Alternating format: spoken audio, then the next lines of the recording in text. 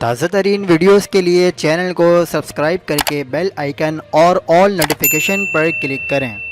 حق پاکستان نیوز کے ساتھ میں ہوں محمد جنید اسدی۔ کراچی کے شہریوں کے لیے بارشوں کی ایک بار پھر نوید آ گئی۔ محکمہ موسمیات نے نئے مغربی سسٹم کی آمد کا اعلان کر دیا۔ آپ کو انتہائی اہم خبر سے آگاہ کرتے چلیں کہ کراچی میں آئندہ ہفتے مزید بارشوں کی پیش گوئی کر دی گئی ہے۔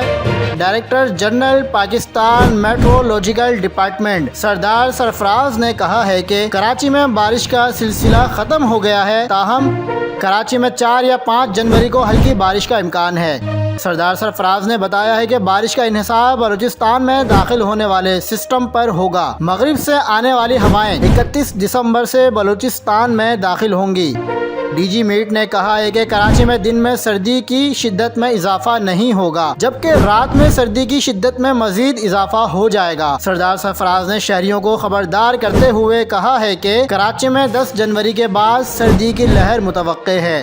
مزید خبروں کے لیے دیکھتے رہیے حق پاکستان نیوز۔